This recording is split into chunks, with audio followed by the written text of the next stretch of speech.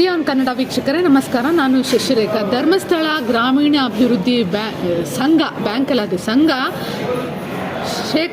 30-40% ಗ್ರಾಮೀಣ ಜನತೆಯಿಂದ ಬಡ್ಡಿ ವಸೂಲಿ ಮಾಡ್ತಾ ಇದ್ದಾರೆ. ಇವ್ರ ಮೇಲೆ ಕಂಪ್ಲೇಂಟ್ ಕೊಟ್ಟರು ಸರ್ಕಾರ ಯಾವುದೂ ಕ್ರಮ ತೆಗೆದುಕೊಳ್ತಾ ಇಲ್ಲ ಅಂತ ಹೇಳಿ ನಾವು ಒಂದು ವಿಶೇಷವಾದ ಸ್ಟೋರಿ ಮಾಡಿದ್ದೀವಿ. ಅದನ್ನು ನೋಡಿ ಅದರಲ್ಲಿ ಗಿರೀಶ್ ವಟ್ಟಣ್ಣನವರು ಮಾತನಾಡಿದ್ದಾರೆ. ನಾನು ಈ ವಿಷಯ ಯಾಕೆ ಹೇಳ್ತಿದ್ದೀನಿ ಅಂದರೆ, ಇವರು ಧರ್ಮಸ್ಥಳದ ಧರ್ಮಾಧಿಕಾರಿಗಳು ಮಂಜುನಾಥನ ಹೆಸರಲ್ಲಿ ಮಾಡ್ತಿರುವ ಅಕ್ರಮದಲ್ಲಿ ಅಲ್ಲಿ ದೇವ್ರು ಇರ್ತಾನ ಇಲ್ವಾ ಅನ್ನೋ ವಿಚಾರಕ್ಕೆ ಗಾಂಧೀಜಿ ಒಂದು ಮಾತಾಡ್ತಾರೆ.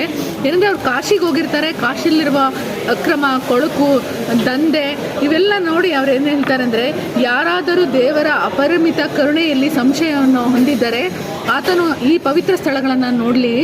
ಅವನ ಪವಿತ್ರ ಹೆಸರಿನಲ್ಲಿ ಎಷ್ಟೊಂದು ಬೂಟಾಟಿಕೆ ಮತ್ತು ಅಧರ್ಮ ನಡೆಯುತ್ತಿದ್ದರೂ ಆ ಯೋಗಿಗಳ ದೊರೆ ಅಂದರೆ ದೇವರು ಈ ಪ್ರಮಾದ ಕಾರ್ಯಗಳು ನಡೆಯುತ್ತಿರುವುದನ್ನು ಹೇಗೆ ಸಹಿಸಿಕೊಳ್ಳುತ್ತಾನೆ?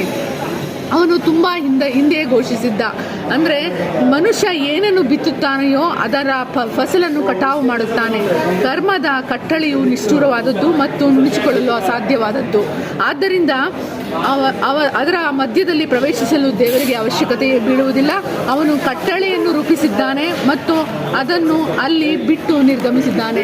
ಅಂದರೆ ಇದರ ಅರ್ಥ, ಎಲ್ಲೇ ಅಕ್ರಮ, ಅನ್ಯಾಯ, ಮೋಸ, ದಗ, ವಂಚನೆ ಮಾಡುವಂತಹ ಧಾರ್ಮಿಕ ಸ್ಥಳಗಳಲ್ಲಿ ದೇವರು ಕಟ್ಟಳೆಯನ್ನು ರೂಪಿಸಿ ನಿರ್ಗಮಿಸಿದ್ದಾನೆ. ಅಂದರೆ ಧರ್ಮಸ್ಥಳದ ಧರ್ಮಾಧಿಕಾರಿಗಳು ಹೇಳ್ಕೊಳ್ಳುವಂತಹ ಧರ್ಮಸ್ಥಳದಲ್ಲಿ ದೇವರಿಲ್ಲದೆ ಅವ್ರ ಕರ್ಮ ಫಲವನ್ನು ಊಟ ಮಾಡಲೇಬೇಕು. ಇವತ್ತಲ್ಲ ನಾಳೆ ಮಾಡ್ತಾರೆ. ಜನ ಎಚ್ಚೆತ್ಕೊಂಡಿದ್ದಾರೆ.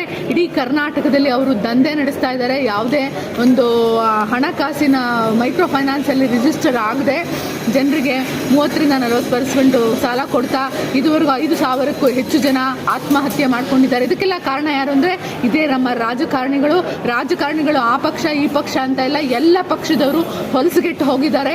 ಅವರು ಸಹ ತಮ್ಮ ಕರ್ಮ ಫಲವನ್ನು ಉಣ್ಲೇಬೇಕು ಅನ್ನೋದು ಗಾಂಧೀಜಿಯ ಮಾತುಗಳು, ನನ್ನ ಮಾತುಗಳಲ್ಲ. ಆ ಕರ್ಮ ಫಲವನ್ನು ಅವರು ಊಟ ಮಾಡಲೇಬೇಕು. ಅಂತಹ ಅಕ್ರಮ ಮಾಡುವಂತಹ ಸ್ಥಳಗಳಲ್ಲಿ ದೇವರಿಲ್ಲ. ನಿಮ್ಗೇನಾದರೂ ಈ ಧರ್ಮಸ್ಥಳದ ಜನರು ನಿಮಗೆ ಮಂಜುನಾಥನ ಹೆಸರನ್ನು ತೋರಿಸಿ, ಫೋಟೋವನ್ನು ತೋರಿಸಿ ನಿಮಗೆ ಮರಳು ಮಾಡ್ತಾ ಇದ್ರೆ ಅದಕ್ಕೆ ಜಗ್ಗಬೇಡಿ.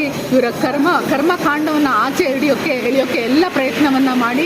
ಇನ್ನಾದರೂ ಸರ್ಕಾರ ಎಚ್ಚೆತ್ಕೊಂಡು ಗಾಂಧೀಜಿಯವರ ಮಾತುಗಳನ್ನು ಪಾಲಿಸಲಿ. ನೀವು ಕರ್ಮದಿಂದ ಹೊರತಾಗಿಲ್ಲ. ಸರ್ಕಾರದಲ್ಲಿರುವ ಎಲ್ಲ ಅಧಿಕಾರಿಗಳು, ರಾಜಕಾರಣಿಗಳು ನಿಮ್ಮ ಕರ್ಮ ಫಲ ನಿಮ್ಮನ್ನು ಕೊಲ್ಲದೆ ಬಿಡೋದಿಲ್ಲ.